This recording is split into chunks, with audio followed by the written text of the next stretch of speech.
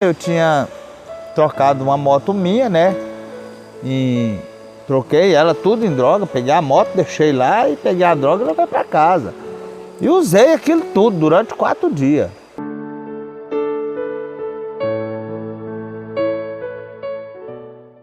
Às vezes se conta histórias só de pessoas famosas e dizer que as pessoas anônimas também têm história para contar. Inscreva no canal, conte-me a sua história.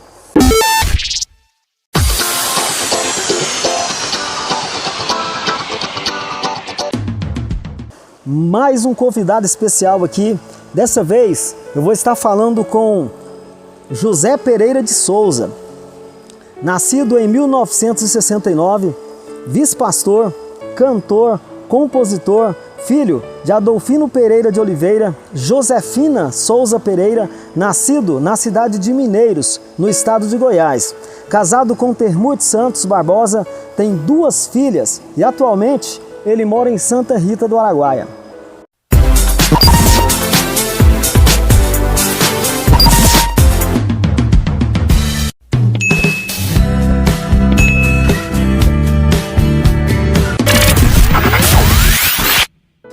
Vou começar já fazendo uma pergunta para você.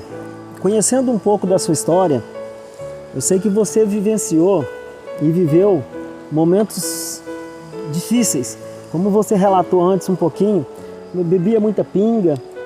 Já teve algum período da sua vida que você chegou também, além de a pinga ser uma droga lícita, você chegou a usar alguma droga ilícita também?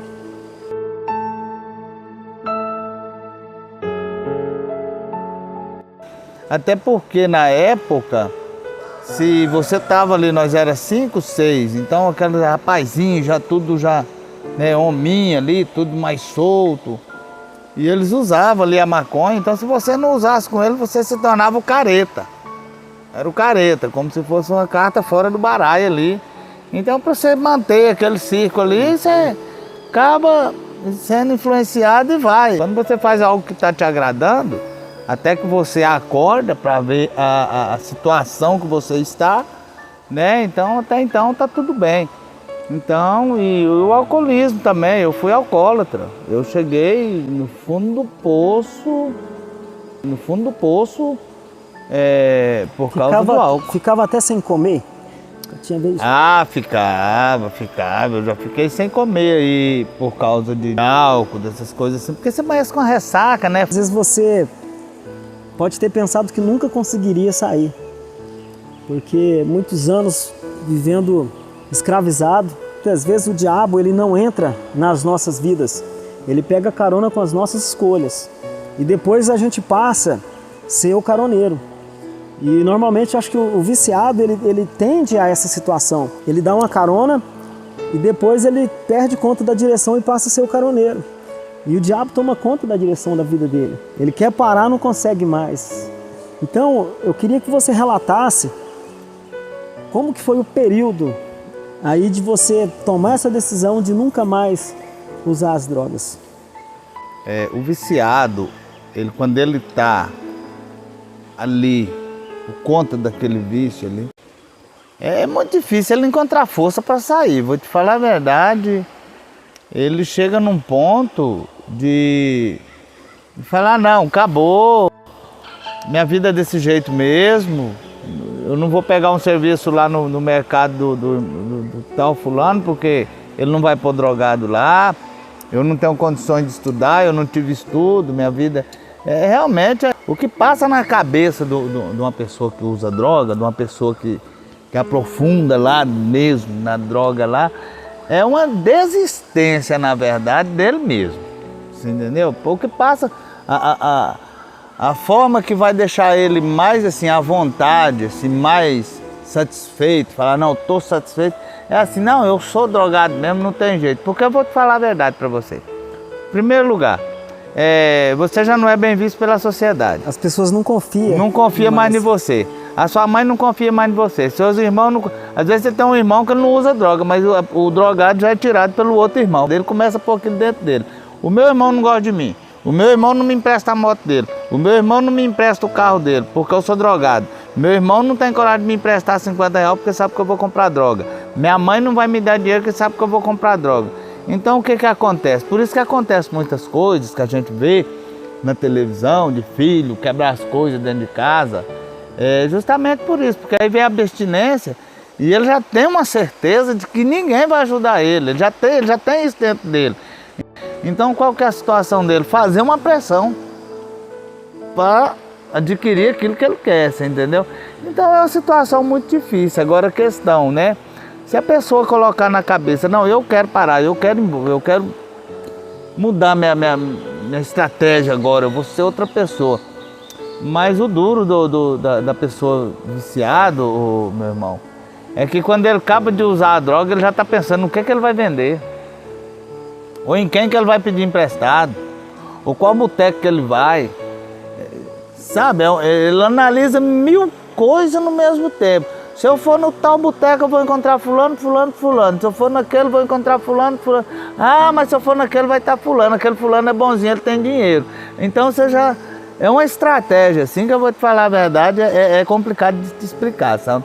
Então é isso aí, a situação do viciado. Agora, a minha questão da minha conversão, graças a Deus, louvado seja o nome santo do Senhor, eu cheguei numa situação aí que eu já tive em clínicas de recuperação, já tive 3 vezes em clínica de recuperação, mas todas as vezes que eu tive na clínica não resolveram. Porque o que resolve a vida de um viciado, na verdade, é ele mesmo. Assim como aconteceu comigo. Então eu creio que é difícil? Tem que ir para uma clínica? Tem. Se tiver que ir para a clínica, vai. Por quê? Porque lá você já vai sair de perto daquela amizade, você já vai sair de perto da droga, você já vai ficar confinado. Isso já é importante. Aí você já vai começar a tomar seu café na hora certa, seu almoço na hora certa, sua janta na hora certa, sua merenda na hora certa, a merenda da noite na hora certa. E você começa a reabilitar os seus organismos, o seu cérebro. Você começa a aprender, a reaprender, nascer novamente, né? Porque quando você está fundado na droga, meu filho, você está morto. Você entendeu? Você está morto. Então você começa a nascer novamente. Então eu tive na clínica já umas 3 vezes, mas nenhuma das 3 vezes que eu fui não deu certo. Mas o dia que eu creio que aí entra o milagre de Deus, né, na vida do ser humano, né? Que Deus veio para todos, o sol brilha para todos. E o Senhor está de braços abertos para todos. Basta a gente enxergar. Então eu acho que aquela cegueira que eu tinha na minha vida, que eu não enxergava um caminho bom, que eu não enxergava as coisas boas da vida, eu acho que eu tive ali uma pequena brecha que eu vi uma saída. Eu vi uma saída. E numa certa noite eu estava ainda drogado ainda, e com pinga, bebia muita pinga, muita droga. Eu estava ainda assim com o cheiro da droga, com o gosto da droga dentro de mim, de cigarro de fumo, qualquer cigarro eu fumava, maconha, o que me desse era maravilha. Você entendeu? Mas chegou um dia que eu e Deus, eu estava pegado na mão das 2 filhas minhas. Entendeu? Eu peguei na mão das 2, era 11h30 da noite. A minha mãe pegou um ônibus, minha mãe foi para Cuiabá. E quando ela vai para Cuiabá, ela costuma ficar 8 meses, 10 meses. E quando ela estava aqui, eu só fazia ela sofrer. Eu sentia que ela estava sofrendo. Eu não conversava com a minha mãe. Passava 1 dia, 2 dias sem conversar. Olhava, já dava uma mal resposta ali, já para não ter assunto mesmo. Sabe? Para segurar aquela ignorância ali, mas que era coisa da droga. E aquilo me chocou muito meu coração, sabe? Eu vi que minha vida já não... Era difícil. Mas aí o que acontece? Aí nesse dia minha mãe foi para Cuiabá, eu tinha trocado uma moto minha, né? E troquei ela tudo em droga, peguei a moto, deixei lá e peguei a droga e levei para casa. E usei aquilo tudo durante 4 dias. Não vendi, não dei para ninguém, era só meu e ninguém pegava. A moto foi embora durante 4 dias? A moto foi, durante 4 dias. E eu estava daquele jeito. Quando eu acabei de fazer uso daquela substância, às 5 da manhã, foi que a minha irmã chegou em casa para levar minha mãe embora. E eu tinha acabado de usar a última quantia ali dessa tal substância. Então, eu estava 4 dias ali já sem almoçar, sem jantar, e aquela situação toda. E à noite, isso foi 5 horas da manhã, né, que terminou. Aí minha irmã chegou, quando passamos o dia, aí ninguém conversava comigo, eu também, porque ninguém tinha assunto. Porque o drogado é o seguinte, hoje se eu tenho um assunto com você, por quê? Porque eu interagi em alguma coisa, ou na política, ou num jornal, ou num filme, com você, nossa conversa, então nós tem ideia para falar, mas o drogado ele não interage com nada. Com nada. Então ele é uma mente. Só daquilo. Ele é escravizado. É escravizado. O mundo dele é aquele. Então todo mundo está ali conversando, mas ele está aqui, porque ele não tem como entrar naquele assunto, ele não entende daquele assunto, ele não viu, ele não sabe. Ele não entende. Às vezes ele até entende, mas ele não sabe por onde começou e onde vai terminar. Porque nós ficou esse dia todo eu sem conversar com a minha mãe, minha irmã muito triste, minha mulher muito triste, minhas filhinhas ali, tudo triste. E eu também já comecei a voltar assim, muito triste, porque eu já tinha perdido a moto, já não tinha mais nada mesmo. Quando minha mãe pegou o ônibus que foi embora, que o ônibus deu ré, que eu fui embora para casa. Minhas 2 filhas também acompanhou minha mãe até na rodoviária, eu com as 2 menininhas, eu tava com chinelo, um chinelo no pé, um calçãozinho, porque toda a roupa minha também eu trocava. Mas quando eu vim embora, eu senti o peso assim, da necessidade de se transformar, você entendeu? De uma transformação. Mas a primeira coisa que eu pedi para Deus foi para que Ele me matasse.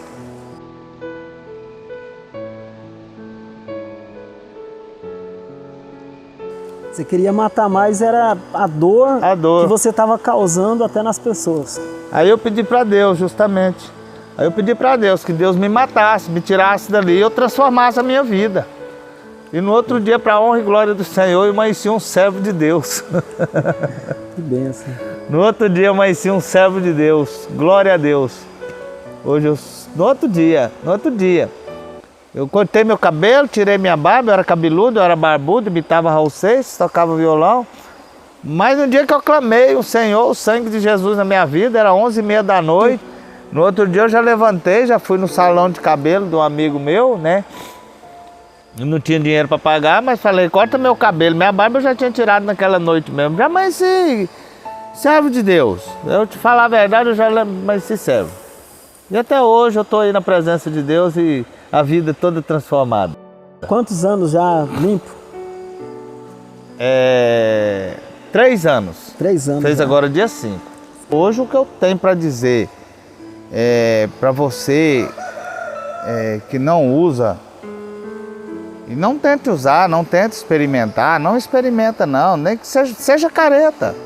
Seja careta, que com certeza você vai ter mais sucesso na sua vida como careta do que, né, como um drogado, né? Porque isso aí não leva ninguém a nada. Você entendeu? E você que usa aí, como eu já usei também, não discrimino ninguém, porque eu fui usuário também de droga há muito tempo. Então para você que hoje pensa em largar de usar certos tipos de drogas ilícitas, larga que é a melhor coisa que você pode fazer. Se você não experimentou, não experimenta. Se você é um alcoólatra, procura uma clínica, procura alguém para te ajudar, procura andar do lado de pessoas que possam te ajudar, não de pessoas que possam te afundar mais ainda no poço e até mesmo te criticar, né? Te humilhar. Então, esse é o conselho que eu dou para você que nunca usou. Não use, você que usa, deixe de usar. Porque a droga, quando a pessoa, quando ela cai no mundo das drogas, ela já cata um pacote, fechado. A humilhação, a mendigagem, a droga, a perca de moral, a rejeição pela sociedade, ele engloba um pacote e leva com ele. Nesse período você estava com sua esposa também. Eu vou te falar a verdade, eu creio que ela passou por situações difíceis, né? Minhas filhas, né? Foi uma situação muito difícil, muito constrangedora até para ela, perante a sociedade, as pessoas veem, né? Para o esposo daquela ali, era drogado ou é drogado, que seja, né? No caso aí era drogado. É uma humilhação também, né? É uma baita de uma humilhação de uma coisa que ela não deve, né? Na verdade, né? De uma coisa, ela está sendo humilhada por uma coisa que ela não deve. A gente, por exemplo, a pessoa quando ele usa droga, ele é humilhado, mas ele deve, ele faz aquilo ali. Então é menos doloroso. Mas aí, no caso, a esposa do drogado, que era no meu caso que eu estou falando aqui, especificadamente a mim, a humilhação para ela, eu creio que era em dobro, né? Porque, poxa, eu não mereço. Como se ela dissesse assim, né? Eu não mereço, né? Mas Deus deu força para ela, deu ânimo, ela teve muita fé. E Deus, ele, como diz, ele nunca tarda, né? Porque tem um ditado que fala que Deus tarda, mas não falha. Mas ele não tarda não, Deus não tarda não. Ele tem um momento certo de agir, né? E aí aonde entra Deus, o milagre vem junto, né? E hoje minha família é uma benção. Hoje minhas filhas louvam, adoram o Senhor, vou com a minha esposa para a igreja e é maravilha, sabe? Maravilha. Aos 7 anos de idade, você perdeu seu pai. Sim. E eu tenho certeza que foi um momento muito difícil para você, mesmo sendo criança. Mas como que foi? Conta um pouquinho pra gente. Sim, que ele precisou fazer um tratamento, né? E precisava ir para Goiânia. E a minha mãe, nos pensamentos do meu pai, ela não poderia ficar embaixo do Garça junto com 5 filhos, enquanto ele fazia os tratamentos. Então decidiu trazer todos nós para perto dos nossos parentes, né? Aqui na cidade de Araguainha, onde tinha os avós, tinha os tios, tinha todo mundo, para que ele ficasse mais despreocupado, nós estivesse ali. Então o que eu me lembro muito assim do meu pai, e ele falando para mim, dando os conselhos de pai, ó, papai vai viajar e tal, você fica aí com as maninhas, né, não dá trabalho e tal, tá bom, papai, eu era o caçula. E essa é uma lembrança que eu tenho muito do meu pai. Aí depois dessa lembrança minha aí que ele viajou, eu já fui ver meu pai já morto, já na urna já, né. Que conselho você daria, irmão, para os jovens que têm os seus pais e de repente às vezes não aproveitam os momentos com ele? Eu costumo até dizer uma frase que se nós pudéssemos voltar no passado, muitas coisas faríamos diferente. Com certeza. E você não teve essa oportunidade Não. de crescer mais com seu pai. Que conselho se daria para esses jovens que às vezes de uma forma dispersa não valorizam a oportunidade de ter um pai? O conselho que eu daria para os jovens hoje que têm os seus pais, para ter mais afeto, mais amor, estar mais próximo, ouvir mais os pais, entendeu? Procurar seguir os pais, acatar aquilo que é de bom mesmo, né? E manter mais ali a proximidade com os pais, porque a perca de um pai, a gente, digamos assim, eu nunca mais tive um homem para chamar de pai, né?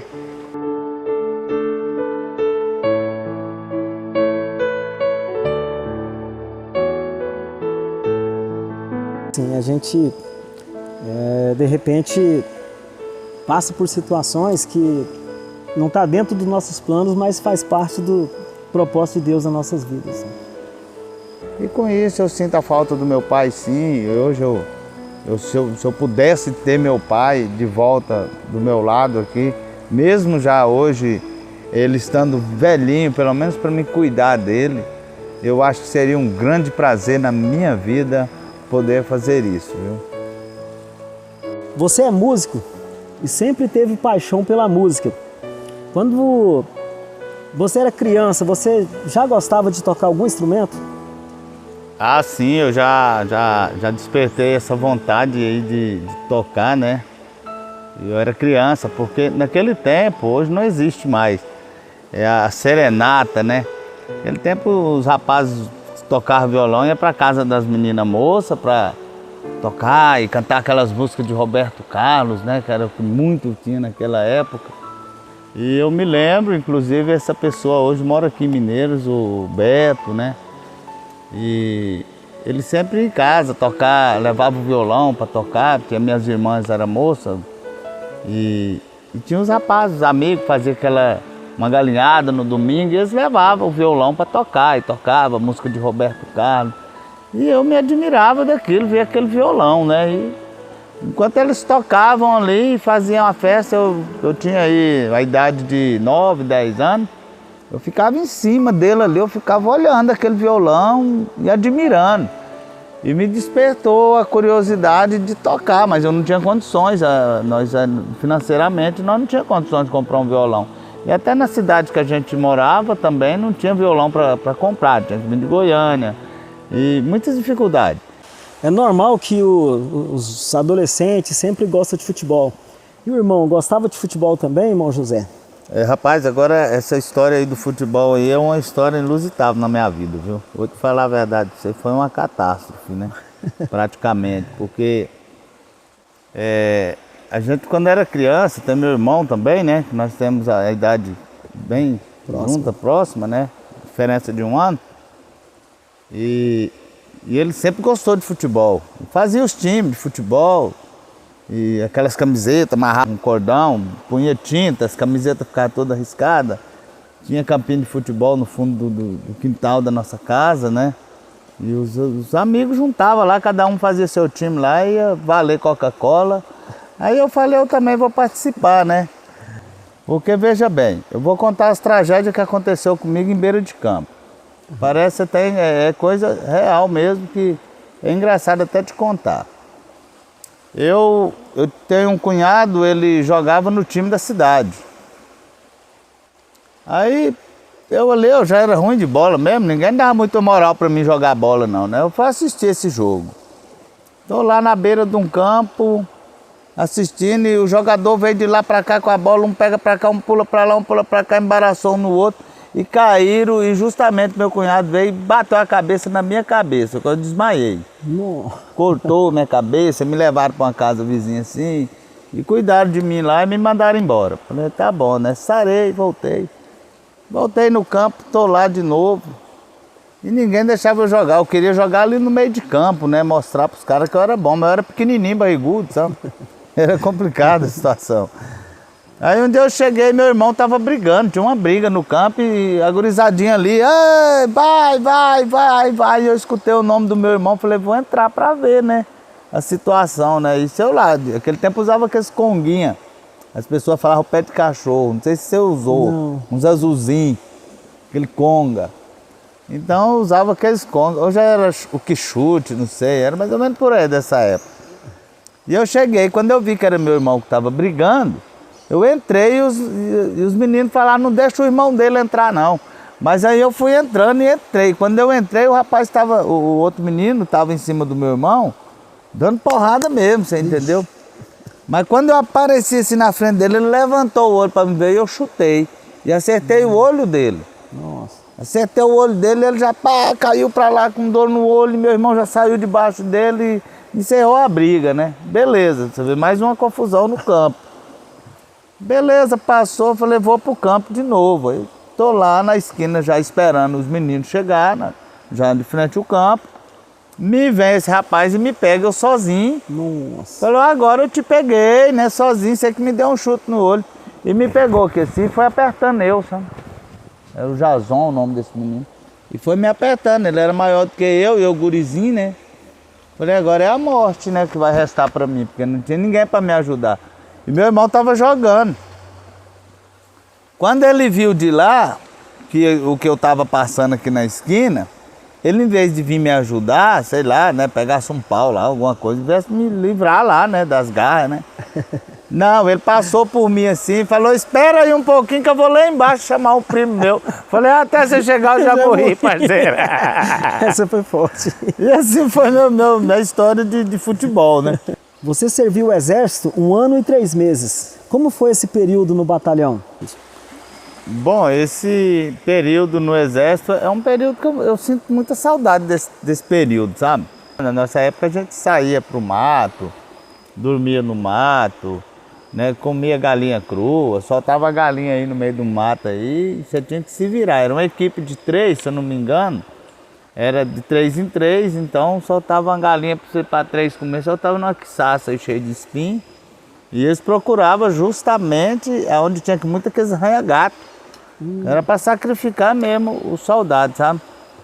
E eu servi na infantaria, né? No 58 ali em Aragarças, né? Então a gente era da infantaria. E eu era do 3º pelotão e eu era mensageiro ali do pelotão. Aquele para mim era o máximo. andar com aquele rádio, passar mensagem pro comandante, aquele fuzil, aquela história toda ali, sabe? Se eu pudesse voltar no tempo, eu voltaria lá nos meus 18 anos, só para entrar ali no exército e se eu pudesse, né, seguir uma carreira, porque eu não tive a oportunidade de servir a carreira, até porque na época eu poderia ter sim aproveitado e seguir uma carreira, né, que era bem mais fácil na época para você conseguir uma carreira ali no exército.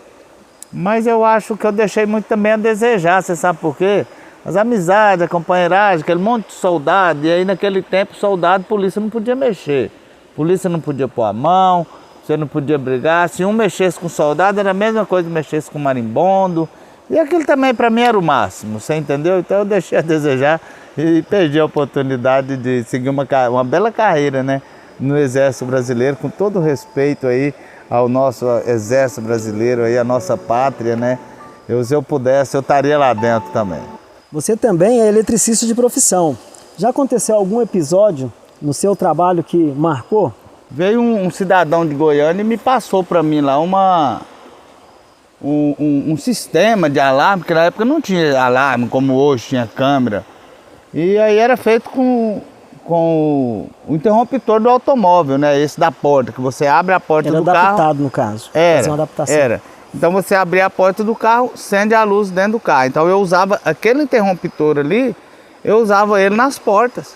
Naquele tempo existia muito hot dog, nós falávamos hot dog, né? Que eram os lanches, hoje é hot dog até hoje, né? E comecei, e o pessoal começou a ficar conhecido, eu ficar conhecido através desse trabalho, fazendo aqui, fazendo ali. Mas eu nunca tinha feito assim uma instalação sozinho de uma casa e peguei uma baita de uma casa para fazer, já me sentindo o eletricista, né? Você vê, eu trabalhei um mês lá ajudando e eu me senti já o eletricista, porque a questão de tomada, essas coisas, ele deixava para nós fazer, né? Arrumar, colocar as tomadinhas baixas, então eu já tinha um básico. E eu peguei um serviço para uma fazenda para fazer, de uma casa todinha, a sede da fazenda. Tinha a sede velha assim e a sede nova, assim, questão aí de uns 60, 70 metros de uma da outra, né? E o patrão naquela época, existia aquelas arandelas que colocava nas paredes, era tudo diferente de hoje. As calhas, as luminárias eram diferentes, era aquela coisa assim de material, de ferro, sei lá. E com duas lâmpadas, com uma lâmpada, tinha reator, aquela história toda, né? Era muita coisa para você fazer uma instalação. E eu peguei essa casa e fui me aventurar dentro dela, junto com esse material todinho, né? Arriscando pela sorte, né? Eu falei, seja o que Deus quiser, né? Ou eu sou eletricista, ou eu sou um incendiário, né? Agora eu vou descobrir essa situação. E fiz essa instalação. Eu peguei o fio para riba lá, e lâmpada, chuveiro, só que aí na hora de ligar, fiz a instalação, eu fiz subterrânea, sabe?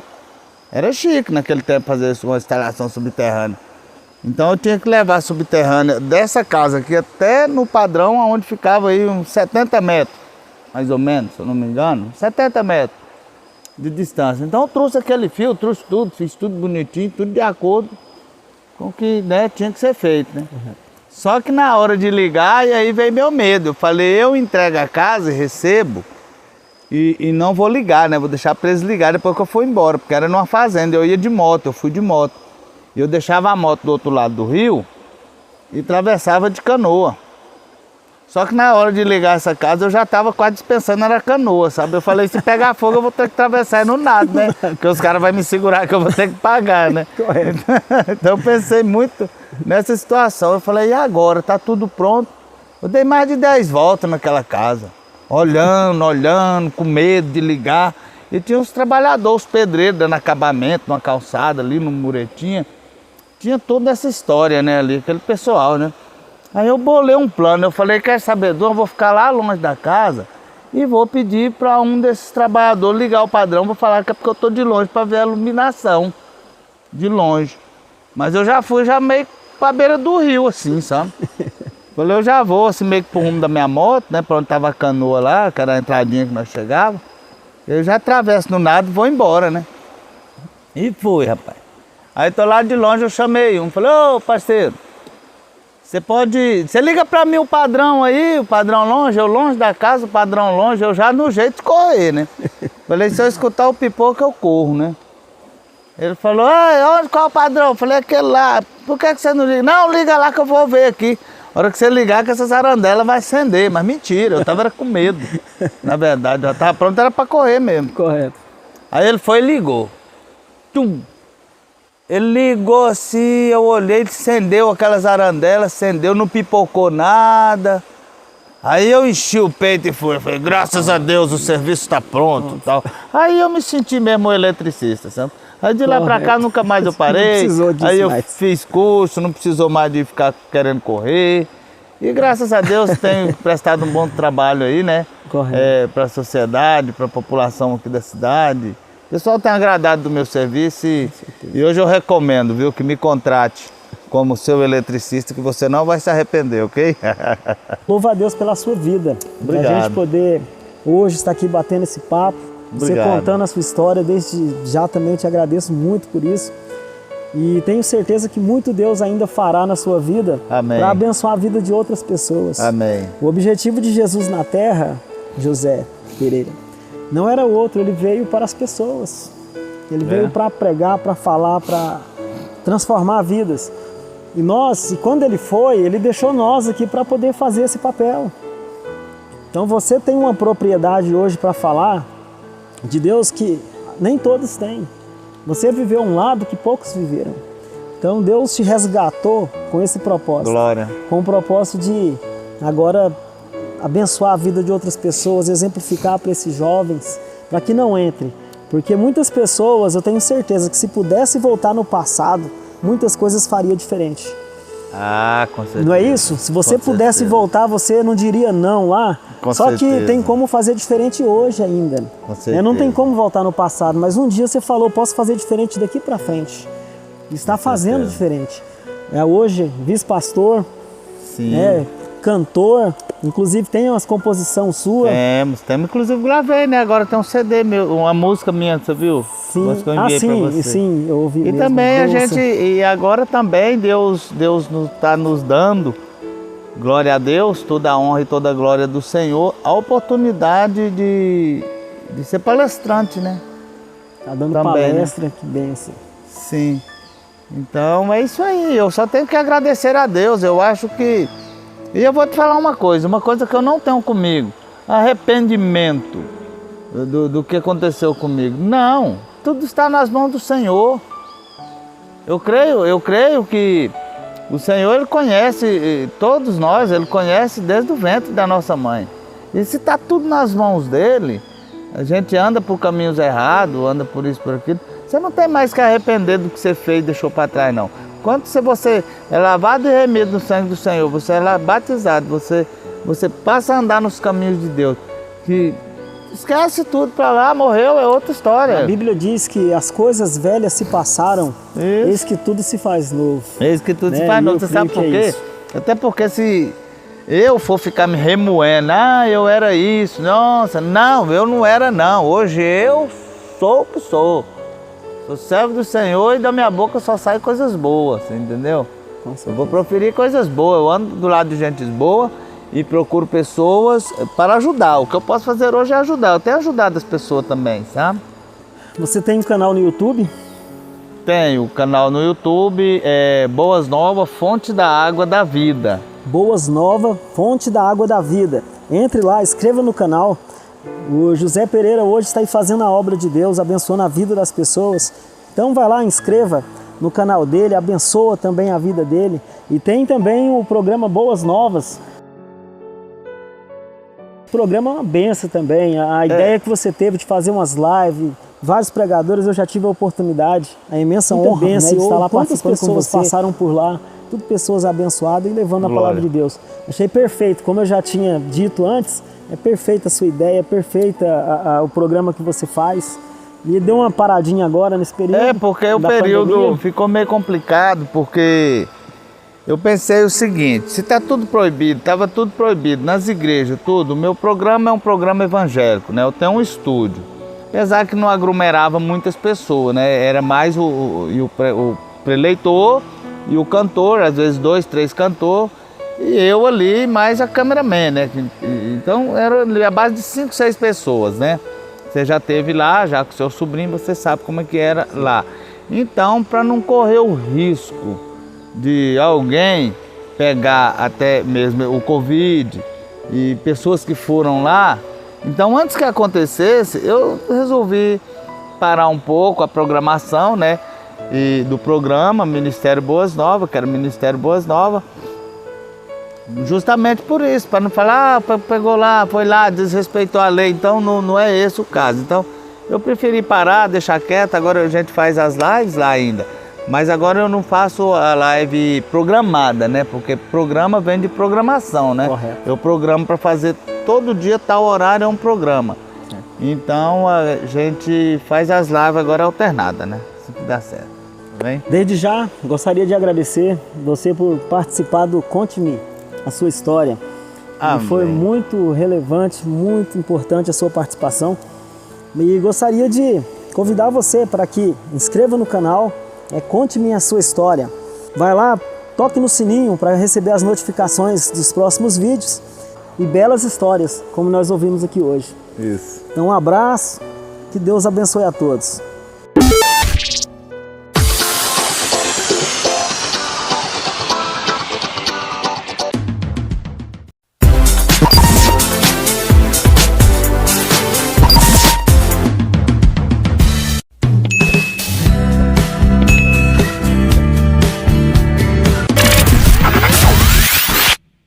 Você também é eletricista de profissão.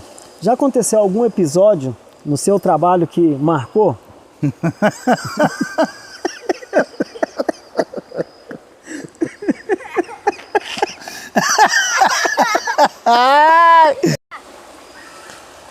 Você também é eletricista de profissão. Teve algum episódio? Tá lembrando aqui do litro d'água? Vamos lá de novo.